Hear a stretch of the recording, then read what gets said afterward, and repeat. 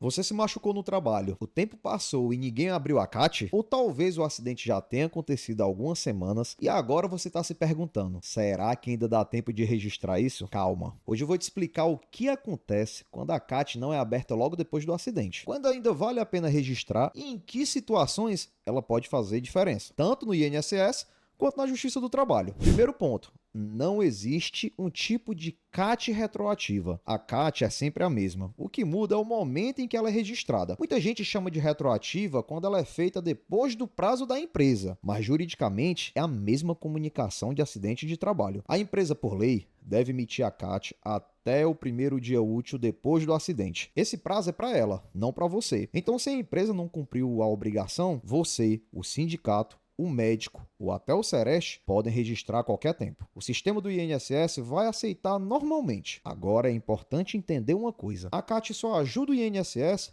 se o trabalhador ainda não passou pela perícia médica. É na perícia que o perito analisa o atestado e decide se existe incapacidade e se ela tem relação com o trabalho. Se a CAT for registrada antes da perícia, o perito já vai ver que existe um acidente relacionado ao emprego. Mas se a CAT for feita depois da perícia, ela não muda o resultado do benefício que já foi decidido. Nesse caso, ela vai passar a ser útil como prova para um recurso ou para um processo judicial. Ou seja, nunca é tarde para registrar o acidente, mas quanto antes você fizer, mais chances de ela ser considerada pelo INSS ainda no processo de análise. Agora, tem um detalhe importante que pouca gente sabe. A CAT é o mesmo documento, mas o peso dela muda conforme quem emite. Quando é a própria empresa que registra a CAT, ela tem um valor muito forte. É como se a empresa reconhecesse oficialmente que o acidente aconteceu no trabalho. Para o perito e para a justiça, isso tem um peso enorme, porque mostra que o próprio empregador confirmou o fato. Mas quando a CAT é emitida pelo trabalhador, pelo sindicato, pelo médico ou pelo Sereste, ela continua valendo, só que o peso é menor. O perito pode analisar e, dependendo do caso,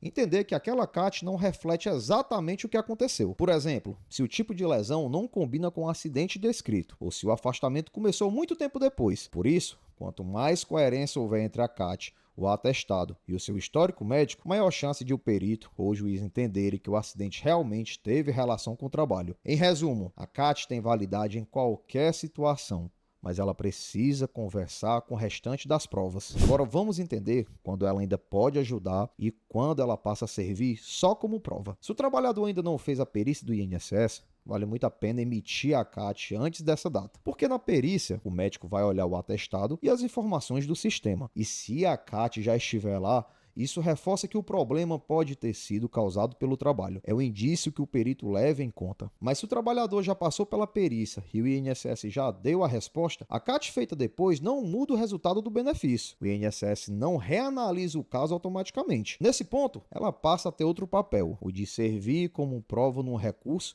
ou no processo judicial. Por exemplo, se o benefício saiu como comum, mas o trabalhador consegue provar que o acidente foi no serviço, a CAT pode ser usada junto com atestados, laudos e testemunhas para reforçar o pedido de revisão ou uma ação na justiça. Ou seja, nunca é tarde para registrar o acidente, mas o peso e o efeito da CAT mudam conforme o momento e quem emitiu. Antes da perícia, ela ajuda na análise do INSS. Depois da perícia, ela vira parte do conjunto de provas para revisar a decisão ou acionar a empresa. Para você entender melhor como isso funciona na prática, deixa eu contar a história do João. O João trabalhava numa obra e acabou caindo de uma escada. Machucou a perna, foi para o hospital e ficou afastado uns dias. A empresa prometeu que ia abrir a CAT, mas nunca fez. Ele acreditou que estava tudo certo e pediu o benefício no INSS. O perito analisou o atestado, viu que tinha incapacidade, mas como não existia registro de acidente de trabalho, o benefício saiu como comum, espécie 31, ou seja, sem estabilidade, sem FGTS durante o afastamento e sem reconhecimento de que o acidente tinha ligação com o emprego. Alguns meses depois, o João conversou com um advogado e descobriu que ainda dava para registrar o acidente. Ele mesmo fez a CAT, juntou os atestados e explicou que o acidente tinha sido no serviço. Entrou com recurso no INSS e dessa vez o pedido veio acompanhado da documentação certa. O benefício foi reclassificado como acidentário, o B91, e o João garantiu a estabilidade e os depósitos de FGTS do período em que ficou ficou afastado. Esse caso mostra que, mesmo quando a empresa não faz o que deveria, ainda dá para corrigir o erro, mas o trabalhador precisa agir,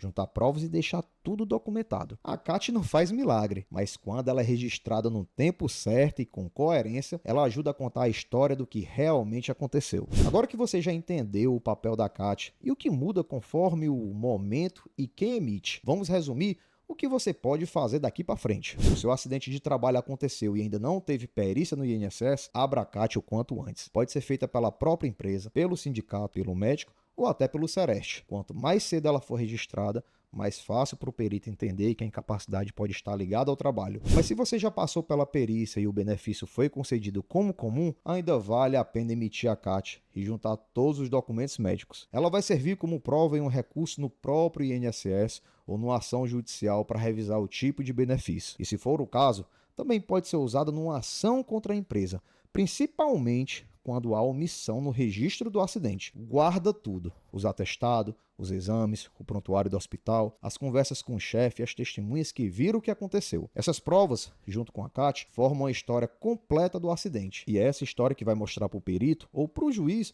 o que realmente aconteceu. Então nunca ache que é tarde demais para agir. O que define o seu direito não é o tempo que passou, mas a sua atitude em registrar, organizar as provas e buscar orientação. A CAT é uma peça importante, mas o que garante o seu direito é o conjunto de provas que confirmam o acidente. Se você quiser entender melhor como montar essas provas, assiste o vídeo que está aqui na tela. Nele eu explico passo a passo como juntar documentos, fotos, mensagens e testemunhos para comprovar um acidente de trabalho de forma segura. Te vejo lá!